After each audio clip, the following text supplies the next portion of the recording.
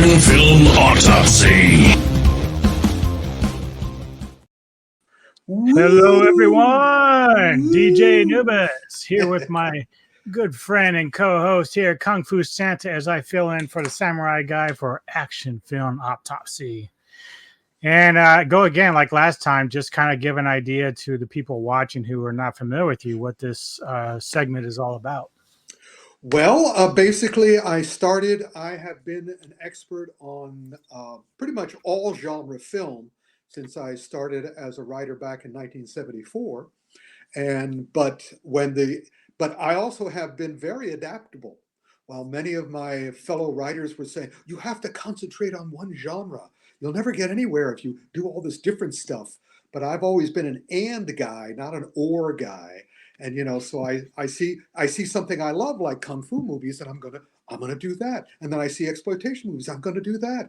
I love TV detectives, I'm gonna do that. So, I wound up always loving action films. And so when the age of the podcast came in, my dear friend Mike Robb, who ran the Dream Factory comic book stores, he taught me how to create a podcast. And I instantly came up with the title Action Film Autopsy.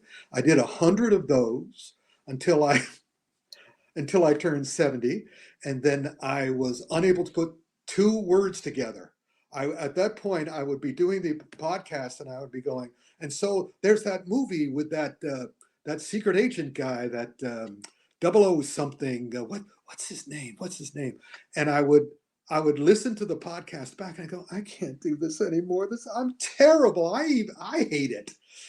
But by then I had made very good friends with that fat samurai guy, and basically I said, would you like to be my? Because when I talk to someone, I can remember stuff. And even if I don't remember everything, I can say to you or to Fat, I'd go, what was the name of that spy, that English spy? And usually they could come up with it. And even if they couldn't come up with it, I felt better about also not remembering. So yeah, you're not the only one with a brain fart. Fat is keeping count of how many we've done. Because I used to do it twice a month. Now I do it once a month, and I do all the action films of that month. But I think we're up to, do you have any idea what we're up to? I think 50 or something? Yeah, at least. I don't know the exact number, but yeah. I have it here. I could look it up, but again, why bother? But we've been doing it once a month for a while. And that's what we're doing today, where I'm going to go through all the action films that I care to. Because there are so many action films now, and the genres are so muddy. I mean, There's several in this list. There's one I included because I thought it was a great movie, so I came up with a reason to make it.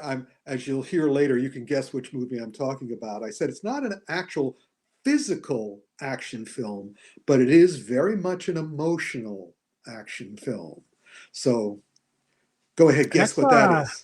Yeah, that's interesting because for those that don't know, tomorrow I'll be actually sitting down with you one-on-one for an interview, which I appreciate your time doing that. But kind of going back and researching and looking at some of your interviews, I've seen some stuff that you said that I'm very, very curious about when it comes to emotional films versus just kind of going through the motions. So when we get to that point, I'm going to have a lot of questions for you. Well, that's great. Well, we'll also be talking about that tonight because, again, I have to tell everybody pretty much, if you like, at this point in time, if you like a genre, if you like the badass genre, if you like the slasher genre, every single movie that comes out, whatever streaming service or even in the theaters it comes out, go see it. It's going to be fine.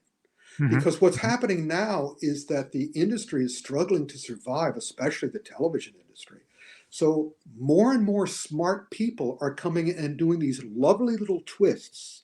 And because I've been watching movies for more than 60 years, to see them take the genre and do a little turn on it excites me and makes me excited because there'll be several movies also we'll be talking about this month. I'm going, if I see another assassination movie with a female lead who obviously can't carry the gun she's shooting repeatedly, I am going to, I'm just going to melt. So, but people are making changes. within the confines of this episode alone, we'll be talking about at least 3 of those kind of movies, one of which I like. Nice. Because the As directors are coming in people and doing know, things. I haven't taken over for Samurai. I'm just kind of feeling it. He's going through some personal stuff, so we do wish him the best. But I'm glad to have helped out Samurai here with you tonight, Rick, and it's going to be a joy. So, what do you have for us to start your slate of great movies? Well, we'll start with my good friends over at the Hiya streaming service. Oh, we're getting an echo. Is that? I heard an echo. Never How's it mind. on I'll you or just me? keep talking. I think it's Okay, go you. ahead. All But right. if you hear it again, we'll stop it. We'll Okay. start with my good friends over at the Hiya streaming service. And they put out 2 new movies this month and a couple of old movies. And we're going to start with Westbound Inn. And for all you fine Hong Kong film lovers, if you had seen any version of the classic Hong Kong wuxia film, wuxia means it's basically flying swordsman. And if you saw Dragon Inn or Dragon Gate Inn, Dragon Gate Inn was the original classic done way back when. And then they did a new version of Dragon Inn with Donnie Yen and others. And if you've seen that, you've seen the plot of Westbound Inn. It's an inn in the desert where all sorts of people show up and there's all sorts of intersecting plot lines. And there's 2 really interesting reasons to see this movie. If you haven't seen the Dragon Inn movies, then yes. But what's happening in China now is that China has its cinema industry, which is controlled utterly by the Chinese Film Bureau. However, they also have a streaming industry where they put out like literally dozens, if not 100 movies, like in a month or whatever. At least they're putting them out all the time. They have all these they have these wonderful sets. They have in China, they've got all the actors, they've got all the costumes, they've got everything. So even though these movies are made for a candle and a hand of spit, they look great. You'll know it's not a exceptional, big time, expensive Chinese movie because you won't recognize any of the actors. Maybe 1, maybe 2, even if you're a Hong Kong veteran, because they're getting all these new people in, and that's everybody. You'll also see the credits, and the credits go on forever because these are all new people who the streaming service is teaching as they go. So on the one hand, it's fun to see what these guys do, because the great thing about Westbound Inn is that I saw the Dragon Inn movies, and I'm watching this movie. Every scene or every second scene, something wild happens, and everybody on screen is clearly having a good time, and I'm just like going, "Wow, man!" But the other thing is, because I know some of the people who watch the action film Autopsy are novice filmmakers or guys who are trying to make their way in the film business. And I always recommend that you watch these Hiya streaming services movies because they will teach you how to film action scenes and make your actors look far more skilled than they actually are. Because a lot of the actors and the stunt guys in this are just starting out. So they're doing what a Japanese director always said. They make their camera a martial arts weapon. While the guys with the weapons on screen, watch how they cut, watch what they film, watch how they tell the story of the fight without having these guys being expert fighters. That's what makes this movie worthwhile, along with just having a good time, especially if you've seen Dragon Inn. Hopefully you'll be like me watching Westbound Inn going, what? Huh? What? So, yeah. Anyway, so that's Westbound Inn. But then the second movie, the new movie, actually, I don't know if it's on Hiya yet. I do know that Wellgo USA, who runs Hiya, got the American rights to the new Jackie Chan movie, Panda Plan. Do you have yeah, there we go. There we go. And this one was kind of painful. Oh This one, no. again, for people who don't know me, I I discovered Jackie Chan thanks to the great Larry Hama, who created the G.I. Joe comic world and the toy world and stuff.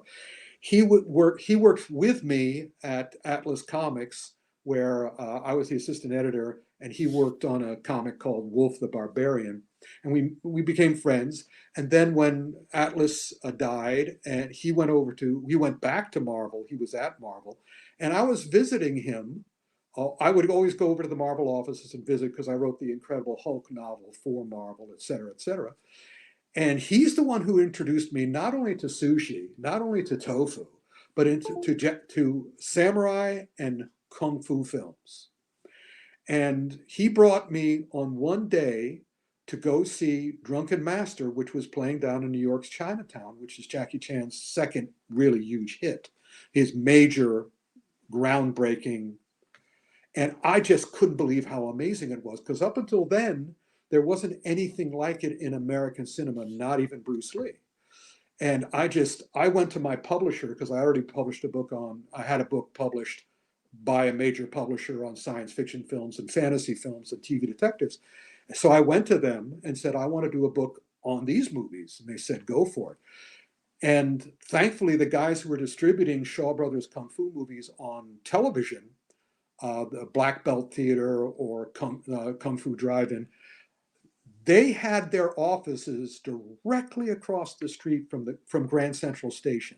And whenever I came into New York from Connecticut, I would get off the train and go right to their offices and said, I'm going to do a book on the stuff that you're trying to sell. And they just fell to their knees and whatever we can do for you, whatever we can do. Same thing with the guys who were Ocean Shores Video was trying to break Kung Fu in America. And they also said, anything you want, we will do for you. And I said, bring me to Hong Kong. Introduce me to Jackie Chan. Yeah. And much to my surprise, they went, okay. And within the year, I was in Jackie Chan's office at Golden Harvest. Wow. And I've been friends with him. And I'm known to him and the gang as Mo Guilo. Guilo is what they call white people behind our backs. But I added Mo because Guilo means foreign devil, basically. And Mo means hairy. So when people asked me in his office, said, what's your name? I go, Mo Guilo. And they go, ah. And so I make friends with all of them. But the point here is I've known Jackie since near the very beginning. And I've always been one of his most trusted Guilo friends, because he, like virtually everybody else I've ever met, find out that I will not lie to you. If you ask me my opinion, I will give you my opinion. In the Kung Fu world, they even gave me a jacket which says the Anvil. I'm known as, that's my nickname, the Anvil, because I'm like a Wile E. Coyote cartoon. Yeah. You know, I will tell you the truth. And I've told Jackie the truth throughout his career whenever we would have a conversation. And he was very grateful. He's an amazing guy. However, the reason I bring all that up is one of the last major conversations I had was when I was working with him in 2001. And he invited me to the premiere of The Accidental Spy, which was his 2001 release. And also at that, I met Raymond Chow and Run Run Shaw. Whenever Jackie does anything in Hong Kong, everybody shows up. So I was there, and after the movie, we're sneaking out the back, and we're going down the stairs to get to the back alley, and he asked me what I thought of the film. And I told him. And basically, if you ever see The Accidental Spy, I may have seen it. I don't remember. He cries every chance he gets in that movie. He cries every chance he gets. And I said, buddy, go see Clint Eastwood's the one he did with Hilary Swank, where she was the boxer. Oh, yeah. I said, go see that movie, because he tries not to cry throughout the movie. He only cries once in the movie. By then, the whole audience is bawling. And I said, if you cry every chance you get, it won't be effective. And that doesn't really relate to Panda Plan as much as the other thing I said to him. And he said, "What'd you think of the action?" I said, "Buddy, he's my age. I mean, he's a little younger than me. He's like a half a year younger than me. So I'm 71, he's 70. He's going to turn 71 in April." And I said, "Man, act your age. You don't have to be as fast as you were in 1979. In fact, the audience, well, I didn't even say the audience. In fact, I don't buy it. Whenever you try to pretend you're still 25 or whatever, it's not credible. And we all see your face. We all know. And the thing is, you're such a master.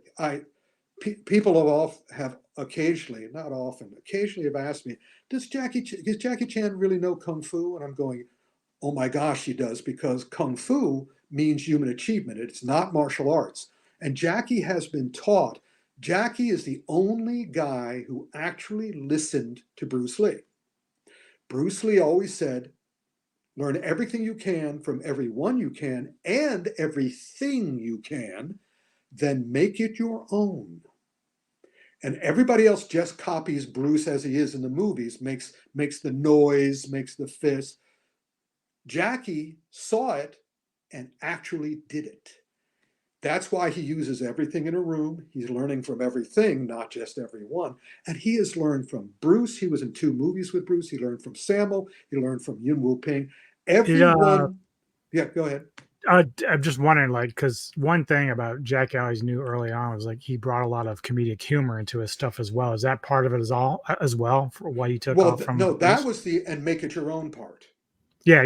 That's what I meant. In other words, because Jackie always said, whenever one thing Jackie does better than anybody else is he really does real Kung Fu, which means he's not trying to fight. Martial arts is fighting. Kung Fu is human achievement and self-improvement. And so anybody who wants to improve themselves do not want to constantly hurt himself. Virtually every martial artist friend of mine who I know are suffering right now because they've been punching their whole lives and trying to prove how badass they are. Jackie doesn't do that. The thing he still does very well, and I'm telling you, Panda Plan is just painful, except in the action scenes, in that Jackie does what Jackie does, which you will see him always try not to fight. He's constantly trying not to fight. And that, by the way, any great real Kung Fu teacher will tell you that's the highest form of Kung Fu, not to fight. And so Panda Plan is like all the other movies he's done lately in China with American stars. There's no American star in this, but he did The Foreigner with Pierce Brosnan. He did Skip Trace with Johnny Knoxville, and he did Hidden Strike with John Cena. And in all those movies, just like this movie, Panda Plan, he has the same, I don't know if this guy he's the action director, which is the guy who works with Jackie. In other words, he makes Jackie's ideas come to life. And that is a guy named Jia Lu. CGI worked on all those other movies I mentioned and this one. So what I strongly recommend, watch maybe the first 10 minutes if you can stomach it. This is like a classic Hong Kong movie with American or British actors in it. It's just painful. It's so poorly done, poorly acted, and silly. And Jackie's clearly 70 years old, but he still has the dark hair. I mean, I'm hoping his new Karate Kid movie, he does what I hope he does, which is act your age. And kind also, of like Miyagi, yeah. Yeah, and act your skill level. In other words, he is so skillful, he doesn't have to keep punching. He doesn't have to keep shooting.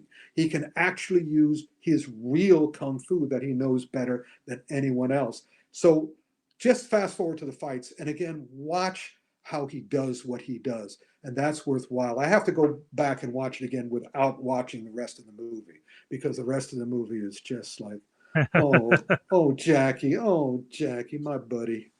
Anyway, so that's Panda Plan. Now, let's go to Disney Channel. And the only thing this month really is Agatha After All. But the problem here is our timing is not good in that I'm recording this with you when I should be watching the last 2 episodes of this. The only way, because if you watch last month's action film Autopsy, my review for Agatha stands. It's the same review. Out next month, when I see the last 2 episodes after I finish recording this tonight, then I'll tell you what I thought of it. Because it's very important to me always, you have to nail the landing. If you don't nail the landing, Game of Thrones, Lost, if you don't nail the landing, I don't care how good the rest of it was. Mm-hmm. For me, the ending is everything. It's got to tie together. It's got to work. So we'll I haven't see. seen it Yeah. yet, but I was curious on your impressions of, because I like Catherine Hahn as well as Aubrey Plaza. So how have they been in the series? Well, the series, again, it's still wonderful to watch because it's Patti LuPone. It's the 2 you've mentioned. It's Ashir Zameda, wonderful cast who are doing a great job. And also, if you watched the WandaVision, Mm-hmm. this is a continuation, a very clear sequel to it. And as such, it's holding together. So it's eminently watchable. But now it all depends on those last 2 episodes. So fingers crossed. Which is another kung fu technique, by the way. Anyway, so next month, to be continued next month. Now, what are we going to? Oh my gosh, we're going to Amazon. We're going to Amazon. That's our next stop, everybody. We're going to Amazon Prime. And Amazon Prime is great. Amazon Prime movies, not so much. Amazon Prime, they get everything I order for less than I could get it anywhere else, and it arrives the next day. It arrives the next day. If only they could do that with their movies. I mean, we'll get to Netflix, and Netflix is literally getting better every single month. It's astonishing to me to watch them improve. And I'm telling to all of Hollywood and all of television, all of international, just worship at the feet of Netflix and find out how they're doing what they're doing. Yeah, their approach compared to Amazon is very different when they do series and stuff. Clearly, and movies too. Clearly much different. Originally, it was very interesting. Originally, Amazon took the right tact, which was, if you want to make a movie and have complete control of your movie, come to us. We will let you do that. The problem was they kept giving that freedom to people who didn't deserve it. Zack Snyder, Michael Bay, the blowhards, the cinematic blowhards. And so we would get cinematic. So these guys took advantage of it, of course. Who wouldn't? But then I don't know what happened. I think they got so big that the Lord and Master of Amazon started giving other people responsibilities. And they hired an excellent judge of talent. And rather than just give the known people, the blowhards, all this money, they went and sought out really good filmmakers who wanted more than major motion pictures. They wanted the freedom to make the movies they wanted to make. And so they're giving them the go-ahead, and the result, and they're not just doing it in America. They're doing it in India.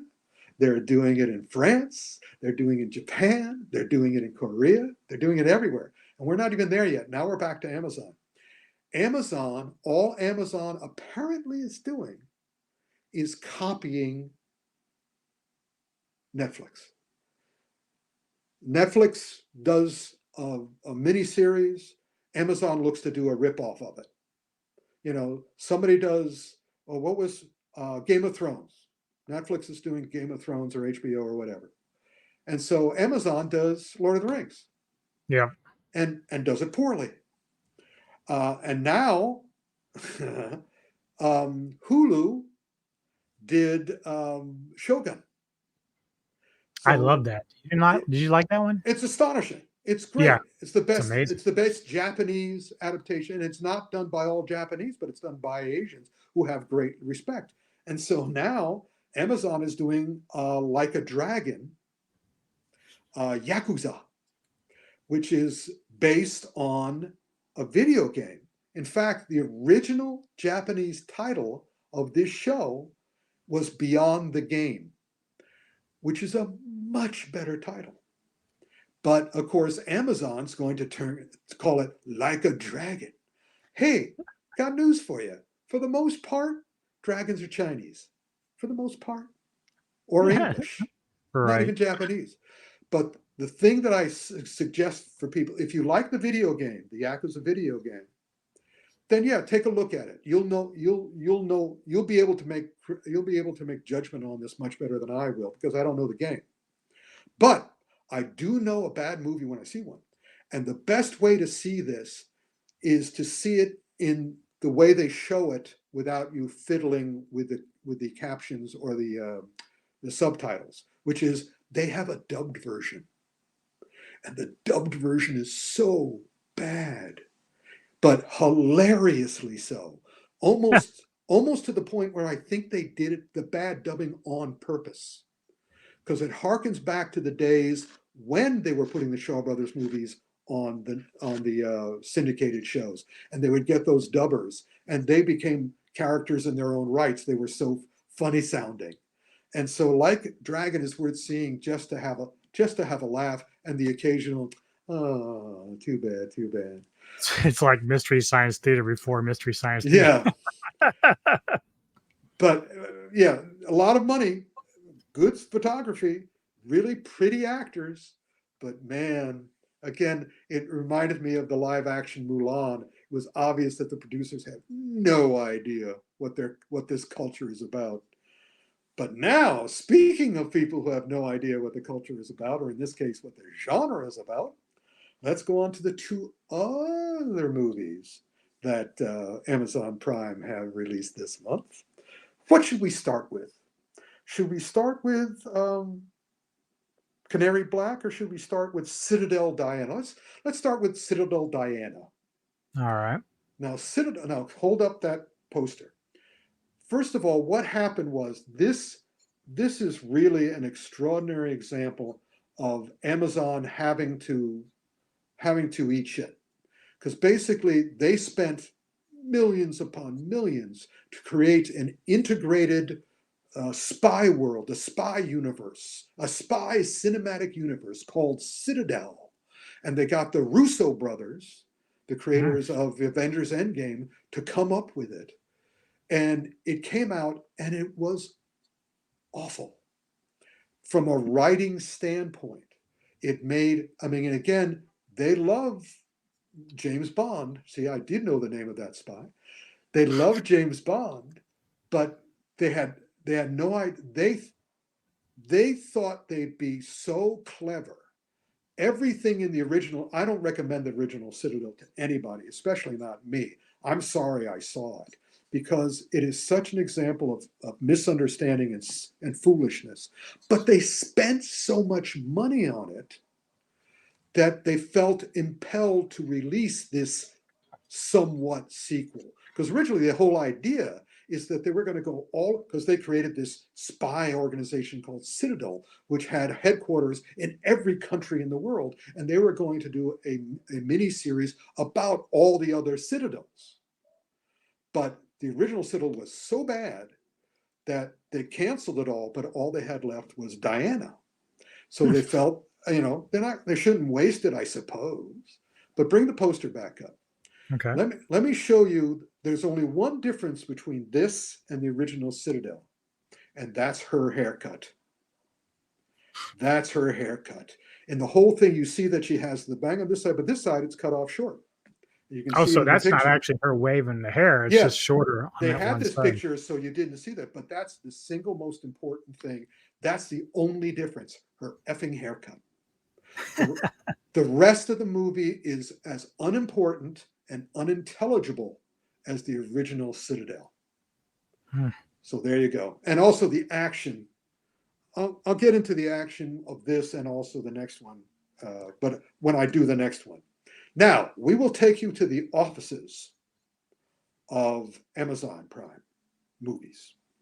And they say, okay, we have this really cool action assassination. I call them assassination because according to the media, the entire population of the world consists of at least 25% hit people, at least 25% assassins, because they're in everything now.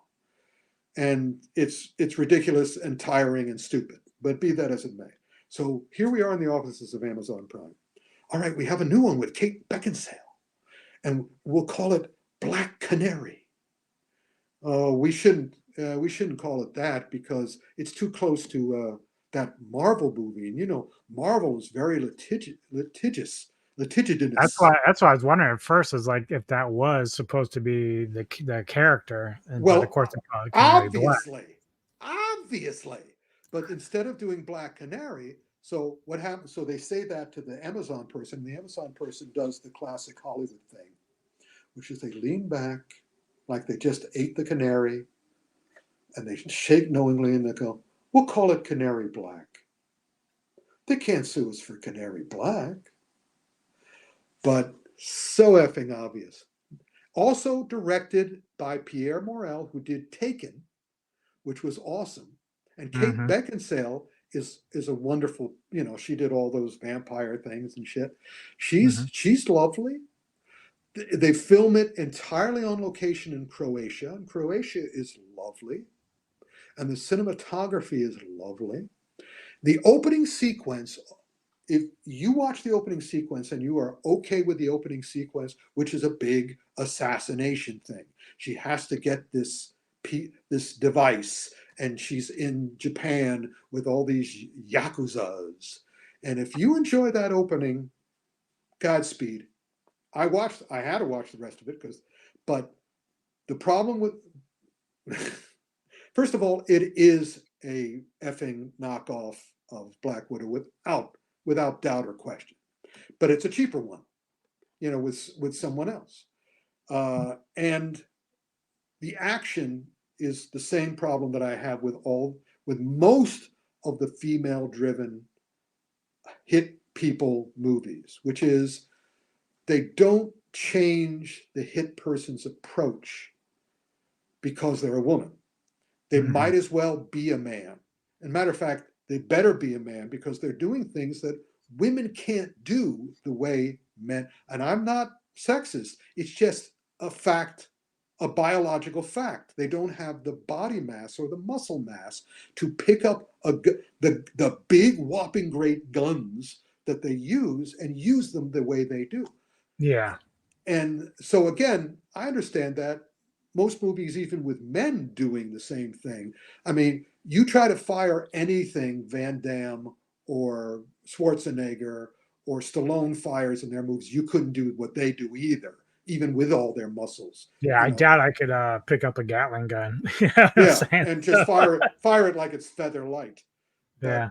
So I understand all that. However, this is the action film Autopsy. And there's a moment when this Yakuza guy is trying to escape from Canary Black, and he hides with a big box, with not a big box, but a strong box behind the wall. And she comes around the wall, and he hits her with the box. The box breaks. She goes down. So you're in the same situation. Canary Black is chasing you. She's got a gun. You're able to knock her down, whack her. She goes down. What do you do? What do you do? I would take her gun. And what would you do with it? Well, if I'm out to kill her, I'd shoot her. There you go. Guess what he does? Runs. Yeah. Here's this little slip of a woman. He has her at his mercy. He runs. And he's already established that the only reason he's running is that she's already shot him in the leg once. But the whole movie is like that. Again, nobody does anything. Oh yeah, it's at the end of Citadel Diana. Spoiler alert: Citadel Diana is being drowned in a pool. The guy is holding her down, and they have these wonderful shots of her hands on his face. I mean, her hands are out of the water, and she's just, oh, oh, Oh no. oh. And I'm like, oh, these poor people doing this. Oh, man. Yeah. Yeah. So, yeah, let me put it this way. Watch the opening sequence. If you like the opening sequence, more power to you. But for me, there are much better things to see. Let's get out of Amazon. Let's go to our friends at Netflix. Yay! Yay, Netflix. Every month I'm like going through, coming soon and all that stuff. And I'm doing the Indian stuff. I'm doing the Korean stuff. I'm doing the Japanese stuff. I'm doing the French stuff. I'm doing the American stuff. I'm doing the Thai stuff. It's just, and I'm going, oh, so much I get to watch. And so the first thing, let's start with the Indian stuff, because the Indian stuff for me, the Indian films, the Hindi films, the Tamil films, the Telugu films, and the other subgenres. It's not Bollywood anymore, because Bollywood's basically just the Hindi stuff. Because Question about that, because yeah, due to you and Samurai, I think you both did a review for Triple R, I think, at one point, and that was an amazing movie. I love that movie. But it caught me off guard because of the dancing in it. well, But I that's thought it it. was kind of cool. All the Indian films years ago, the Indian films that I saw, I was going to do a book on Indian films after I finished the Kung Fu book. But publisher, I couldn't argue with the publisher who said they're not translating them the way they're translating the American ones. So if you go at that time, if you went to see an Indian movie at a theater, it would not have subtitles. And it would still be an amazing hoot. They were all 3 hours long, and they all of them had 7 musical numbers. 7. I saw an Indian slasher movie with 7 musical numbers. Wow. And the other thing that they do, especially the Bollywood films, are the closest thing to me to the Shaw Brothers films, in that the way, I can tell the viewers, you can distinguish a Hindi film from the Telugu and the Tamil, because the Hindi film is incredibly expensive. All the costumes are glorious. All the actors are amazingly good looking, and a lot more special effects. While the Tamil and Telugu, they film on location, and all their actors look like normal people. But the movies but the movies are still incredibly exhilarating, and they're 2.5 hours to 3 hours long. Sadly for me, they don't do as many musical numbers. Usually they do like 3. And I understand that, because trying to do 7 at this point is hard to sustain, because basically you have an opening establishing musical number, you have a romantic number, and then you have the closing credit like blowout. So, and just a thrill. So the first one, I watched it not knowing it was a sequel. That's how good it was. But they also had the original also on Netflix, so I would recommend that you watch both. This was an action comedy with burnt children in it. The Indian films, to keep you watching, you never know what they're going to do next. You never know it, and they're constantly trying to do different stuff. So this is Mathu Vadalara 2. Mathu Vadalara 2. This is a movie. The 2 male cops are partners, and they come up with a ploy that they are assigned to rescue kidnapped people. And so they do that by going to the kidnapper and say, if you give us your victim, we'll let you have the money, except you have to kick back 20% to us. And so the kidnappers go, this is perfect. I get the money, you get the girl, and I give you a little bit of the money, and so we're all safe, and you're not coming after me. And so that's the core plot. And things, as you imagine, go slightly awry. And again, this is a comedy, except there is a sequence. Oh, never mind. But anyway, again, they keep it moving. It's incredible.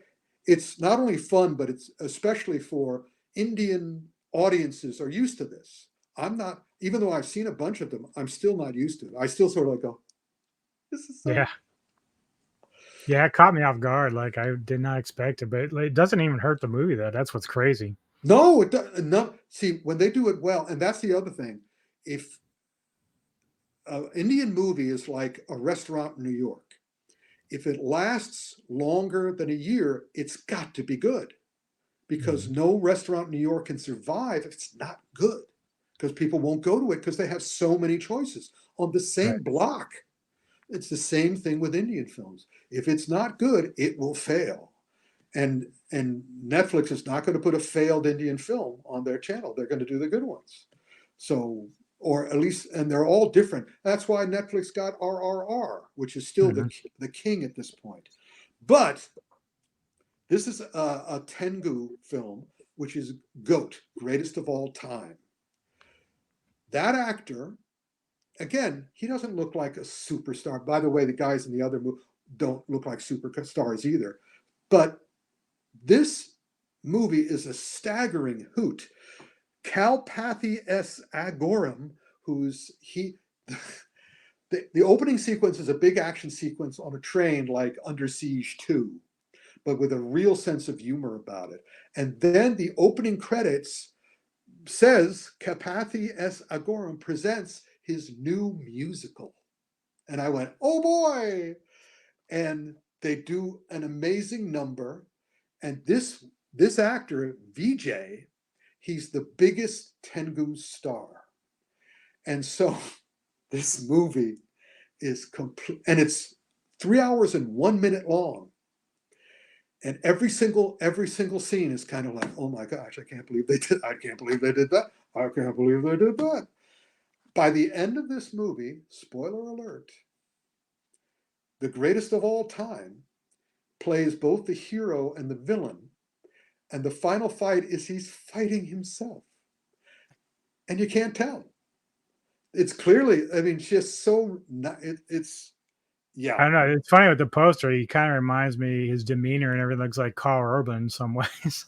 Yeah, well, he's the highest paid actor in Tamil. It's Tamil, it's not Tengu, it's Tamil cinema. And this is a good place to start for Tamil cinema. Because again, I defy you not to have fun and not at least, and have your jaw drop at least once in the film. Right. If not and again, because the dance sequences, the action sequences and the dance sequences are very similar. And they have to do the action sequences in a heightened style, which is what the Shaw Brothers did. It has a heightened look and a heightened style. But the dance sequences since RRR, the dances were different back in the day when there were 7 dance sequences in any given movie. They still had a huge cast and beautiful locations, but here, because of RRR, the ante is upped. The dancing has to be faster, and everybody has to do it at the same time. It's like a military operation, but it's exhilarating. That's the only real word that I can use for modern Indian cinema: exhilarating. Now, let's get off the exhilaration and get on to the animation. And so the 2 new animated series on Netflix this month, Tomb Raider. Let's bring up the poster. The Legend of Lara Croft. Can anybody do her right? I maintain no. This one gets a little closer, but the problem is the closer it gets, the more bored I become. And it's animation, which, if anybody has seen any of the other action film autopsies, I love animation because you don't need incredibly skilled kung fu masters to do really great kung fu. You just have to animate them. Well, I'm not an animation. There are two styles of animation, as you know from my wall here. I was the consultant on Kung Fu Panda. I was the consultant on the Rise of Gru, because that's the movies where they did kung fu. And so I want the action in these animated movies to be good. And in Tomb Raider, I was about to say there are two main ingredients of animation: design and animation. Design is how the characters look. The animation is how they move. Now go back to the poster again. Is that an inspiring design? Are No. you? And again, her breasts don't have to be as large as the breast in the original game, but if you can make the character here, it's like they're sort of, we're going to make her look dull, and because the story can carry it, and it's like, Yeah, that seems to be the same similar issue within the gaming industry when it comes to character designs. They try to their hardest to make them gender neutral, but it's like, why?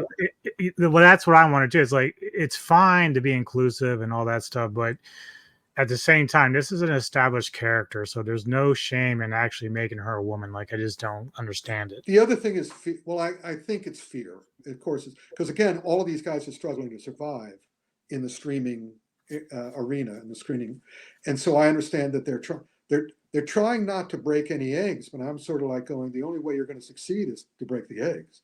I mean, Yeah. Marvel found for a while, Marvel was moving cautiously because our fans are so. I'm saying, but those are fake fans.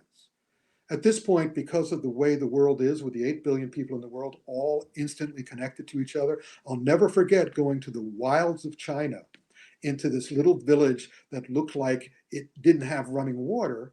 And there was a 3-year-old kid with a phone. And so everybody's connected. And so it's like, it, again, I've said this before, I think even last month. Any movie comes out, any TV show comes out, you're going to have a billion people who hate it, you're going to have a billion people who love it. You're going to have a billion people who don't care. So stop worrying about all these toxic fans you're worried about. They're a small group, and while even if it's 45 million of them, that's still a small group.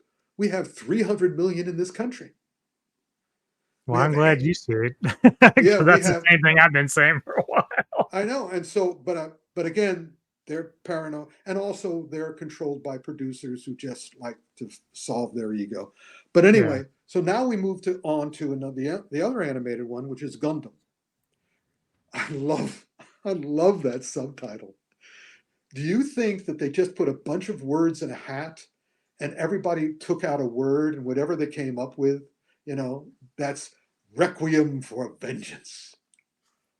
What Probably does stuck that that in a generator, word generator. Said, yeah, hey, let's just come up with this. what does that mean? Oh, and by the way, I'm glad you reminded me of that. Speaking of word generator, I swore another thing for jumping back to Citadel, Diana, and Canary Black.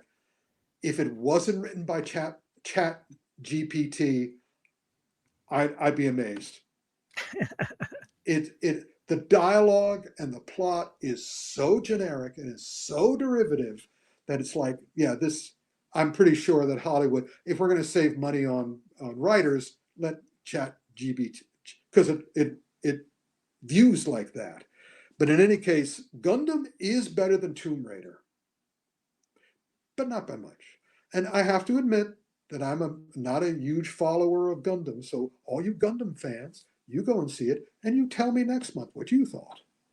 But at this Yeah, point, I don't have much history on it either. I have friends who enjoy a lot of the old stuff, but like I started watching an episode, but I haven't gotten back into it yet. But yeah, I'm but like you. I don't have much background with it. yeah. So if you want to go see it, it won't be. It's not terrible. It's not great. It's not terrible. And again, I keep on seeing the reviews for movies that I thought were awful. Going, this was great. So you might like it. So give it a try. It's all subjective, as they say. Exactly. Now let's move on to the film I alluded to at the beginning. This is October. Halloween is tomorrow. Look at my shirt. It's my Halloween shirt. Oh yeah, speaking of the interview, should I wear another Halloween shirt for the interview, or should Go it for it. be It's generic? the day, Hallow's Eve. Oh, this is actually Well, All Hallows. when do you plan to post the interview? Are you saying? It'll happen probably within an hour after we're done. Oh, So, yeah. So it'll still be Halloween. Anyway, yep, so I yep, might yep. do that. So stay tuned, everybody. See my Halloween shirt tomorrow. It's pretty cool. Anyway, Awesome. so this is the movie that is not physical action as much as emotional action. This is a great emotional action movie. It is called Don't Move. And it is another assassin. It's actually not a hitman, it's a serial killer movie. I'm tired of serial killer movies too. But I like serial killer movies when these people say, let's do a twist on it. Let's do a change on it. Let's do something new and different with it. Sadly, in order to pull that off, the reason why these people aren't more famous is that in order to accomplish what they're trying to accomplish with this movie, it required several of the characters to do my least favorite thing, which is something stupid. In order to make it carry on, they had to do something stupid so they could get into a situation where it's a cool result, but in order to create that result or lead Gotta to have the that result, old cliche of like avoiding the car but going into like a storage unit or something. hitting Canary Black and then running. Yeah. But it holds together extremely well because I don't know if you know the plot. Don't Move. This killer injects his victim with a paralytic, which keeps them. It takes a half hour to take effect, and then takes an hour to wear off.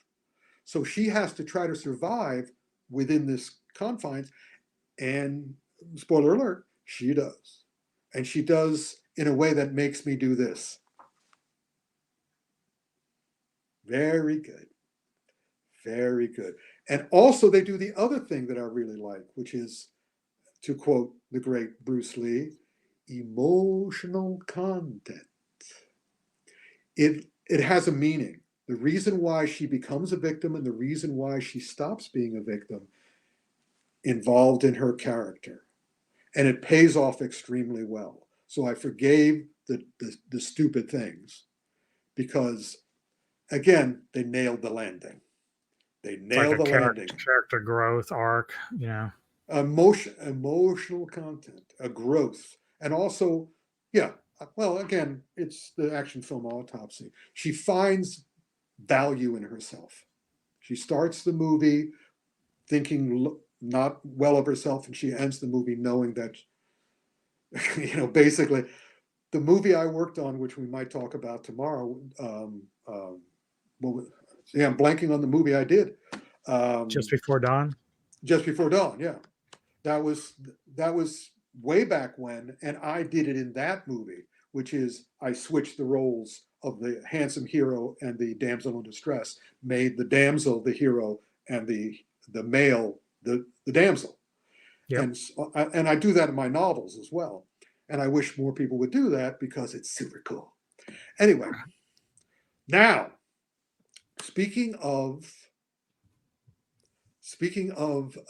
Shogun,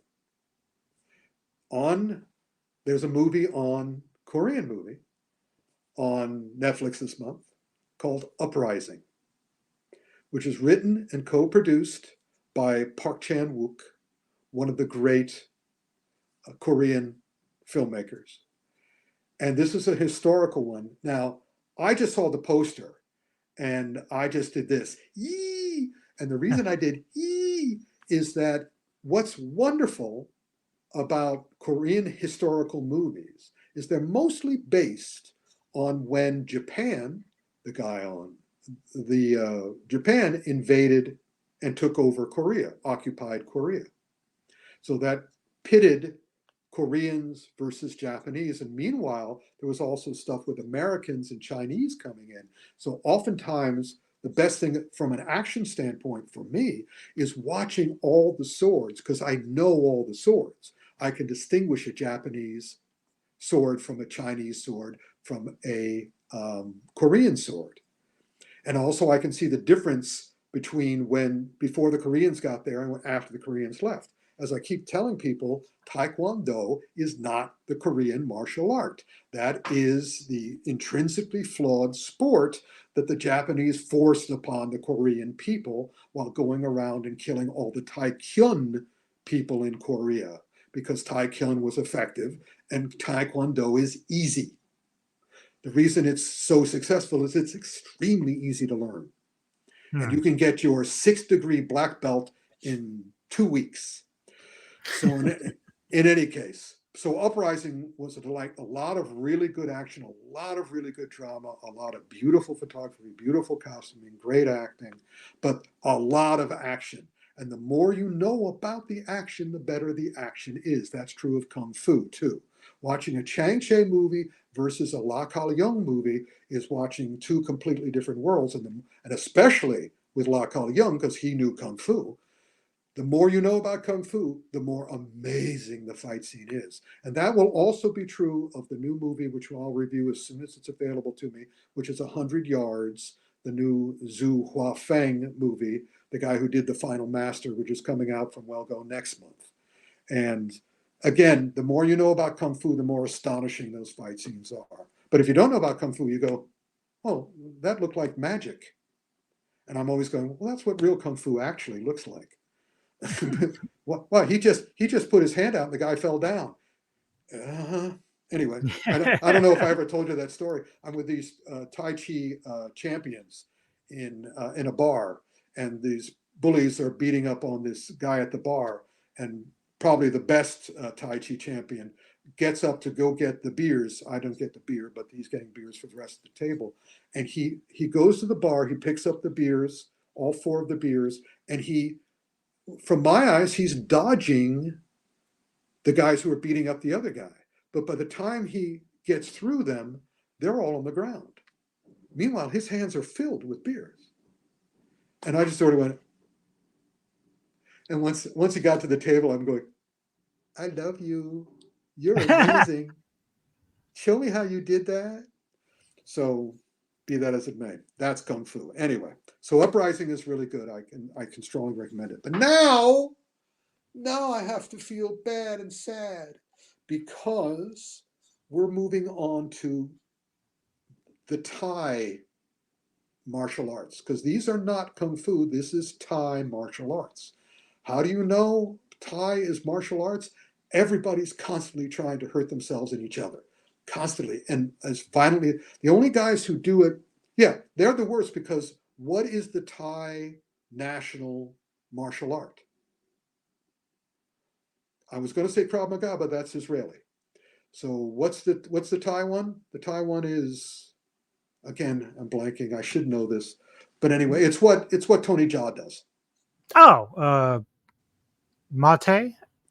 Muay Thai, of Muay course. Thai. Excuse me. Yeah, thank you. Well, idiot, 71 years old. I mean, it's That's like not idiot. We all have those moments. Trust me. It's the Thai martial arts. What else? It's Muay Thai. Muay Thai. Yeah. I couldn't think of Muay. Oi vey. Oi Thai. So it's Muay Thai. Muay Thai is one of the most self-destructive martial arts in the world, if not the most self-destructive. It's all about hurting yourself really badly while trying to hurt other people. But they made some great movies. I always said that the Thai martial art movies wouldn't last long, because once you show the elbows hitting the skull, the knees hitting the jaws, and sure enough, the director of this movie, the movie is The Shadow Strays. That's the new Thai movie on Netflix, The Shadow Strays. And that's directed by Timo Tiagianto, and choreographed the action done Mohammed Irfan, who worked on the last great Muay Thai movie, which is The Night Comes for Us.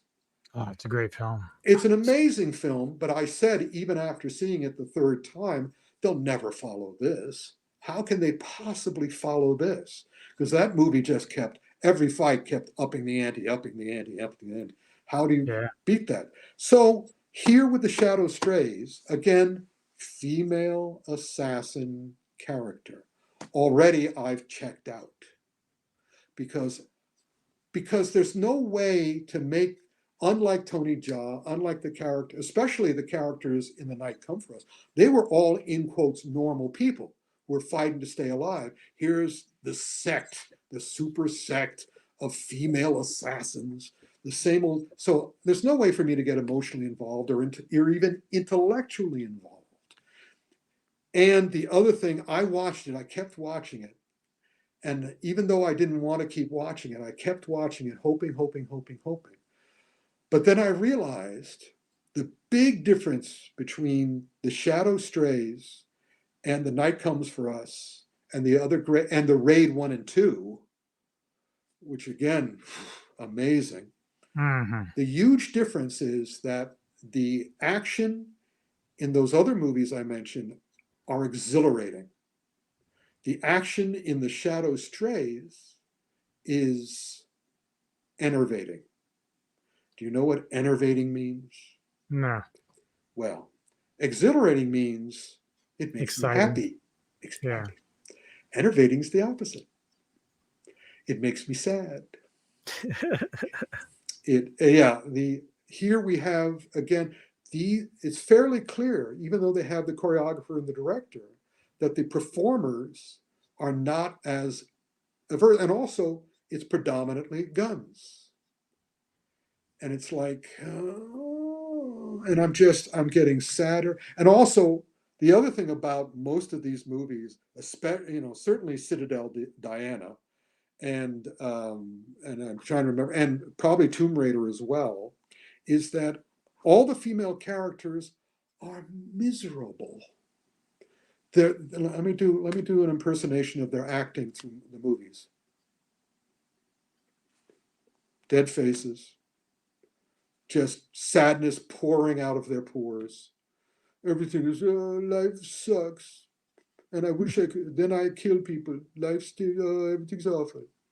And I'm just going. So I'm watching this, even though there was incredible murders in Raid and Night Comes for Us, it still was exciting and thrilling because these guys were fighting for their lives, and for the most part, at least a couple made it out. Here's and I'm glad. Not here. Here I'm going, whatever. Live, die, kill someone else, get killed, whatever. We don't care. have fun. Not we. I don't care. You might care. So if you, again, just like all of these things, if any of this sounds interesting to you, give it a try. I'm telling you what I thought on the basis of me being who I am and my knowledge of cinema and action and films and kung fu. Now, okay, so we're off of Netflix until I go back there tomorrow. I will go back there November 1st and see what's new. We're going into the movie theaters now. And let's start with Venom, The Last Dance. Okay. If you liked the last one, especially if you liked the last one, you'll be fine with this.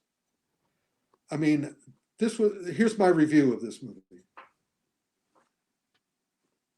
Or basically, okay, it's fine. It's not exceptional. It's no Spider-Man. Yeah, I've always loved the character of Venom. I saw the first Venom and I thought, okay, well, this is fine. It's not horrible, but it's fine. Never got around to see Carnage, but like, I can't imagine that it's really up the ante that much since the first film. Nope. Yeah, so I just don't. And this it's one like is, whatever. And this one's the finale. So if you liked either of those other two, you'll be fine with this. But I was kind of like, okay, if you say so. That's basically what I say to it. If you say so. So now let's go on to these next two. I'm very curious about what you're gonna say. have you seen them? I have not seen them, although you're the one after this pick. I've seen the first two films, so I really did like them. So I am very curious. But I've heard good things about both. What you were about to see is the state of the, I guess, what could we call it? The horror film, the slasher film, the killer film? What do you call it? The murder movie?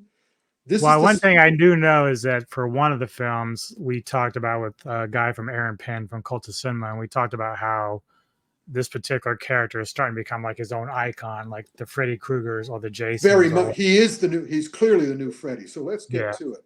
It really is. These two movies are the yin and the yang of modern horror. And they have something in common, which I'm very happy about. We'll start with The Substance.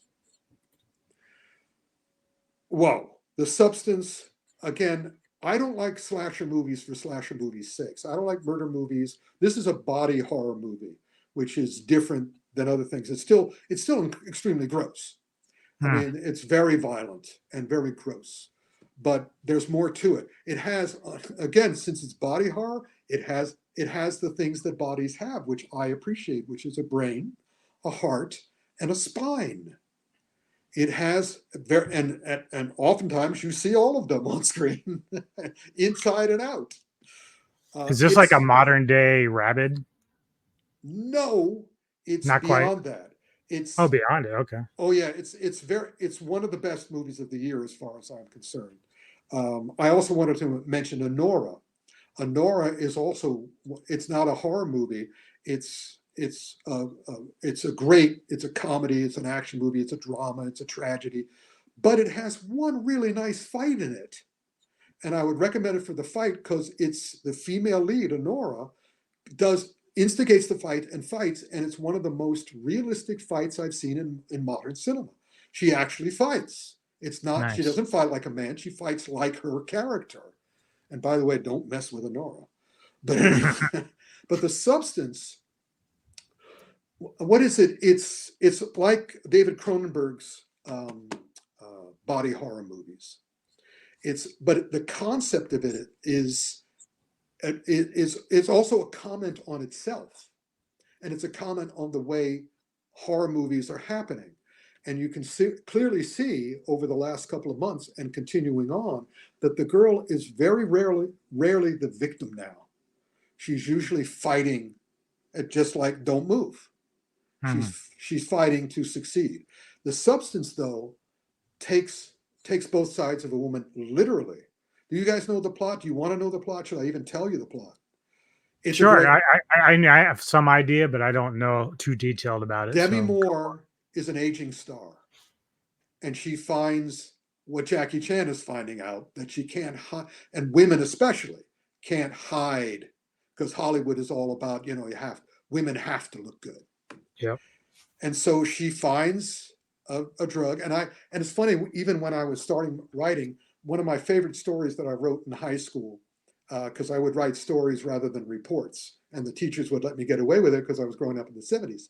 And one of my stories was about a drink mixer that guaranteed that it could kill you within 50 drinks, and was the most successful drink mixer on the market, because cigarettes, drugs, booze, people are in constant gambling, constant state of sabotaging themselves and hurting themselves in order to have control over their own lives, so they just don't die.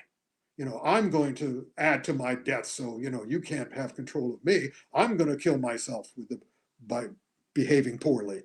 So the substance is this stuff, which is advertised. Anybody can get it, and will create the perfect you, which comes out of you. Literally comes out of your body, like you're crapping it. But it's the younger, beautiful, wonderful, energetic version of you. But the trick is you have to sleep while it's busy. You have to rest up. And of course, what is Hollywood all about? And she's a movie star. I keep telling everybody who works in Hollywood, it's not about the money. It's never about the money. It's about the ego. So she can experience, it's like when she's sleeping, she experiences what her doppelganger that came from her is doing. And she gets jealous, and she gets possessive, and she wants it to happen to her. Things don't go well. And I also loved it because it's the same thing. Like on my story, they have the disclaimer widely emblazoned on the package. If you do 50 drinks of this, it'll kill you.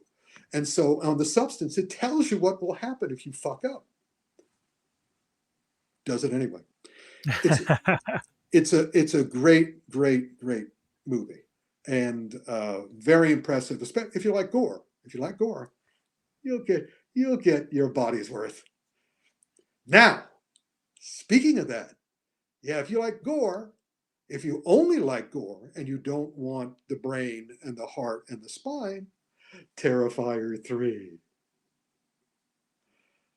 Art the Clown. It is hard for me to tell you how much I like this literally, because I don't like this kind of movie. I don't like the villain. I didn't like it when I didn't like when the Omen won. I've written several novels disguised. I rewrote the Omen in several of my books because I was so, and I think I told you the story. I had the argument with Richard Donner in his home after Superman saying, "Why did you do the Omen? You made me so mad." I love heroes. I don't like villains. I just don't like them because villains suck. Villains will kill me. In all my books, the hero always knows. And in Kung Fu, it's true too. If you start a fight, something's wrong with you. And a Kung Fu person can take advantage of your stupidity to defeat you. But, basically, villains, how do I know villains are stupid? Because if they weren't stupid, they'd be heroes. Yeah. They'd feel good. They're feeding something in themselves. So anyway, I'm not happy with villains. However, so I wasn't happy with Freddy, but Freddy was fun.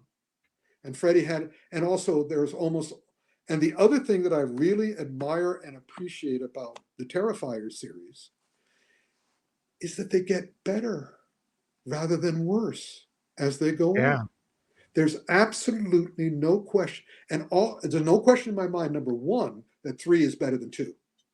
2 is better than 1. Yeah. And the other thing is that he has the end game in sight. The director-writer is aiming to hit the landing, to nail the landing. And I'll be very curious because certainly Halloween didn't do that. A lot of them did. That's why Nightmare on Elm Street didn't do that. Crazy how critics and audiences right now really love Terrifier 3. So it's like, it's almost a phenomenon just on that level. Like, because the other one. Because it has heart. It's got brains and it gets better. It gets smarter each thing. He puts in enough to let you know that's what I always tell my students when I'm teaching them filmmaking. I always tell them to create the opening scene. I want you to create the opening scene, whether it lasts 5 seconds, 5 minutes, or 50 minutes. I want to see the opening scene. And by the end of the opening scene, I want to know that I am in your hands. I want to know that I am safe in your hands, that you are in control of what you're doing. You are communicating to me what you wanted. And it's very clear in the Terrifier movies, this guy knows what he's doing. They get better. And speaking of that, speaking of not getting better, in fact, this is our last movie of the October action film Autopsy. What could it be, everybody? What could it be? Joker 2. Or Jokey, Folie à Deux. Now, this is again, for all you filmmakers out there and all you film lovers out there, this makes a great double feature with Francis Ford Coppola's new movie, number one.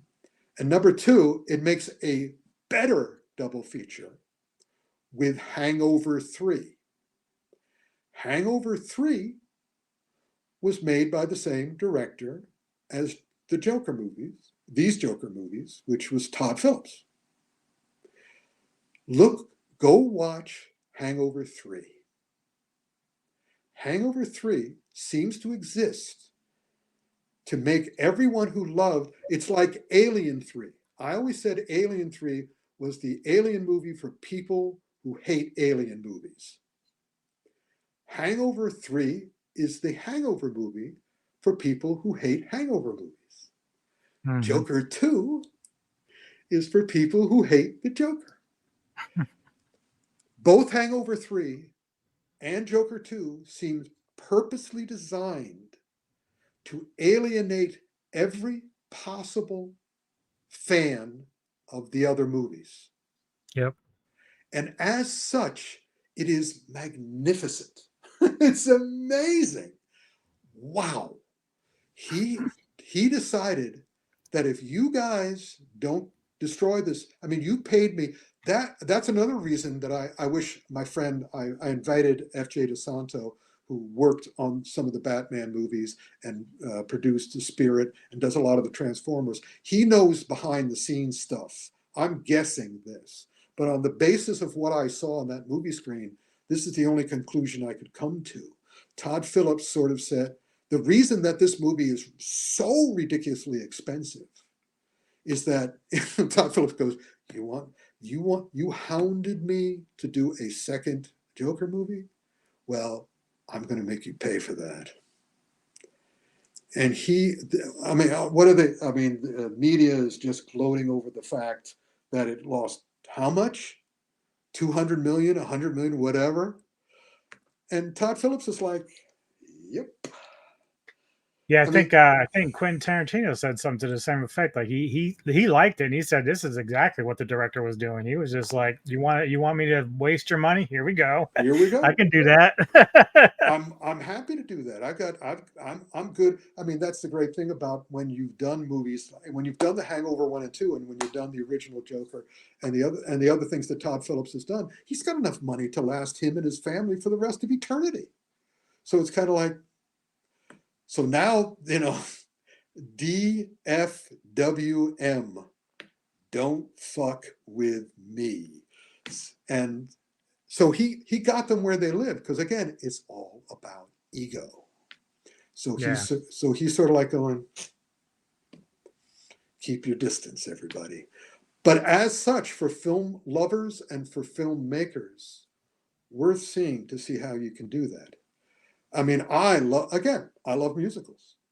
I was hoping when I heard about this that it was going to be a legitimate musical. Yeah, I actually like Lady Gaga as far as an actress. I've been pretty impressed with the stuff that I have seen her in. So it's not like she's horrible, and she's a good singer. So, but she's not in control. Right.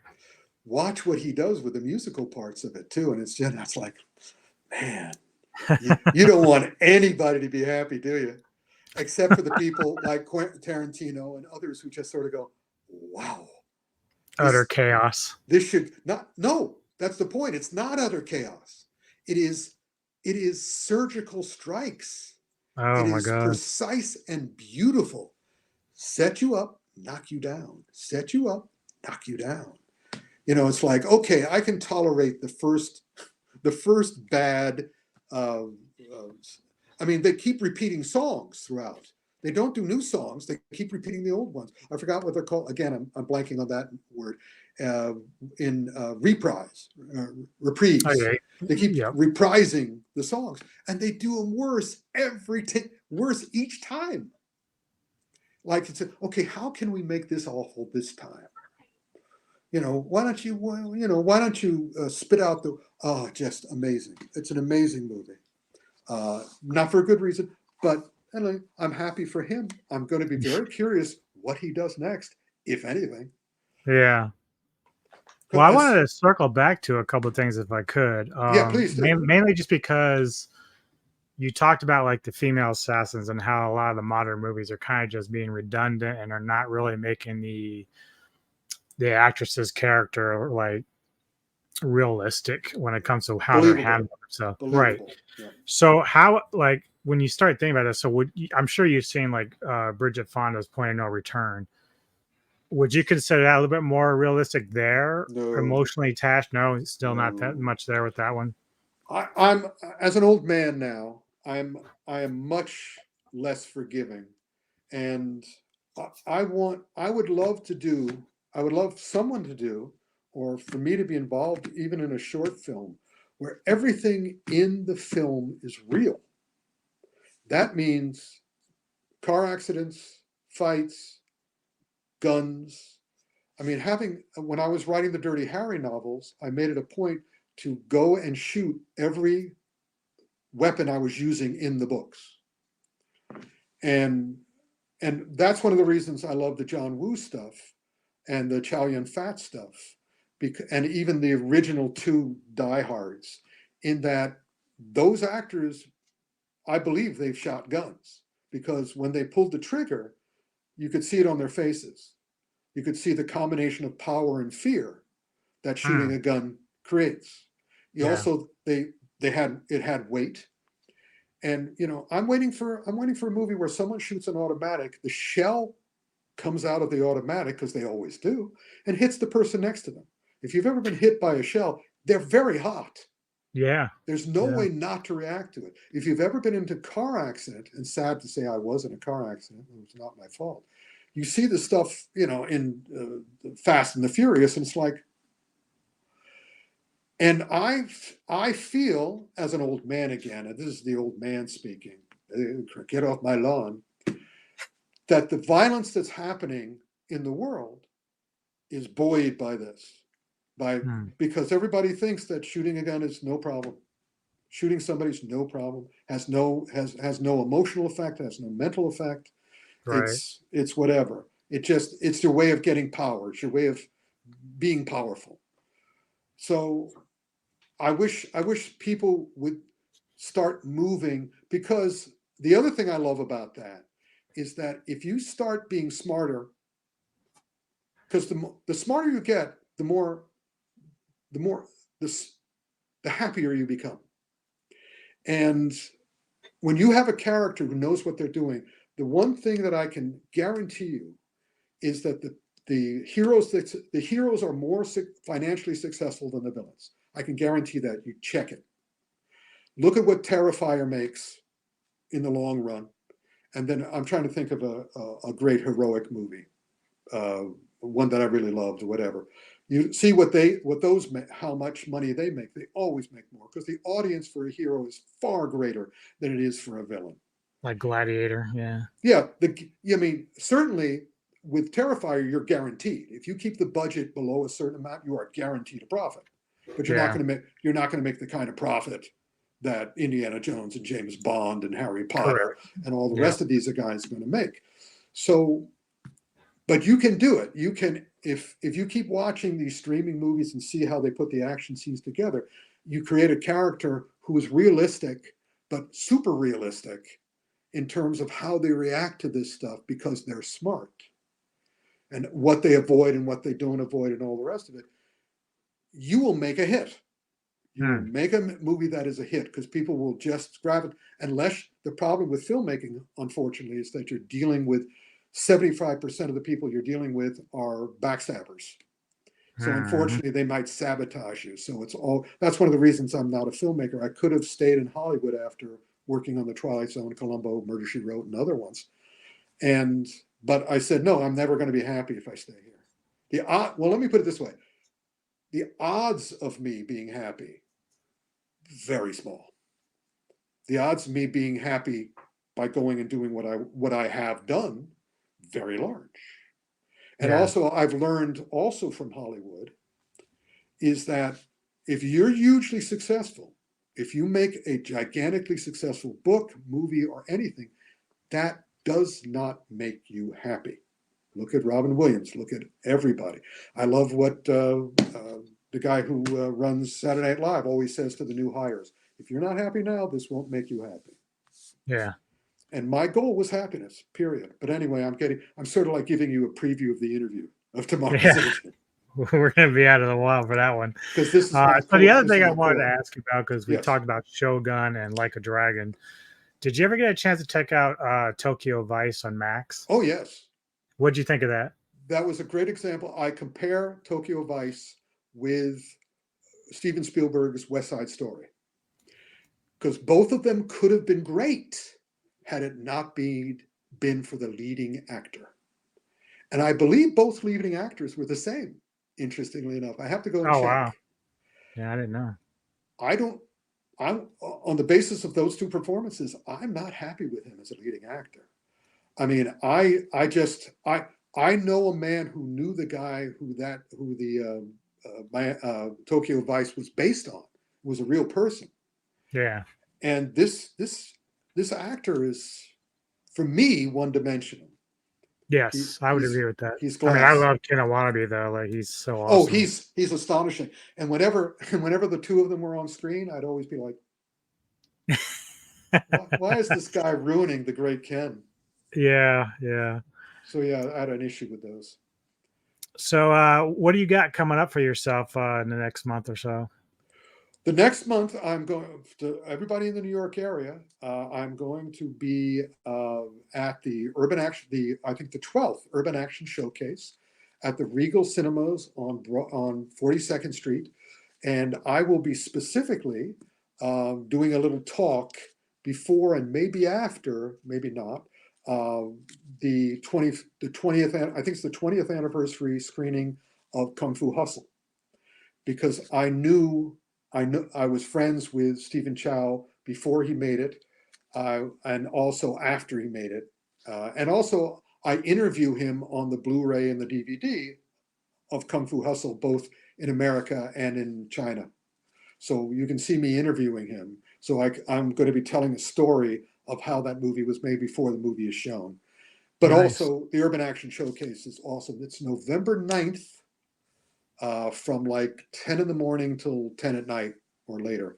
And it's a party. They have all these great guests. Fred Williamson is going to be back. Ty Mack from The Last Dragon is going to be there.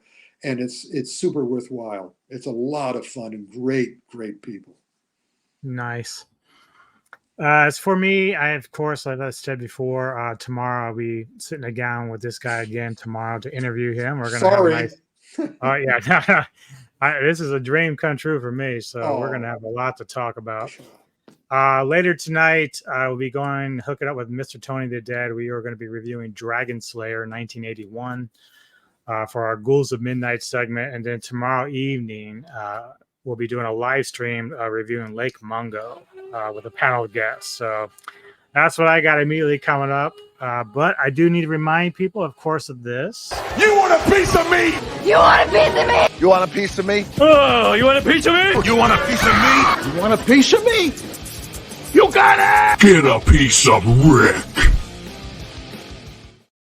There's still some really nice pictures and some posters. Yeah, I was gonna say, who is that woman in the suit there? That was pretty nice. That was my favorite Playmate of the year of all time. That was. Let me guess, because it looks like Tiffany Taylor. It is Tiffany Taylor.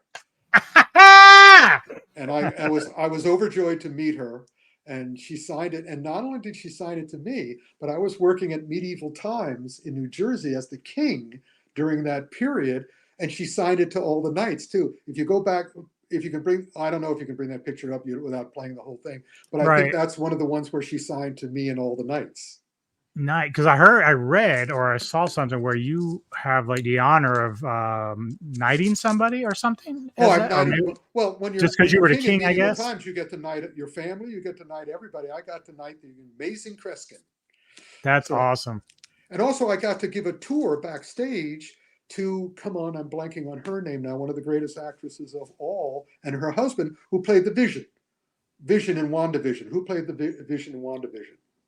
I forget his name. He was Me great. too. Though. See, again, this is why when I'm alone on my show, I recently saw him in Master and Commander. Right, and he's married to the beautiful actress. What's her name?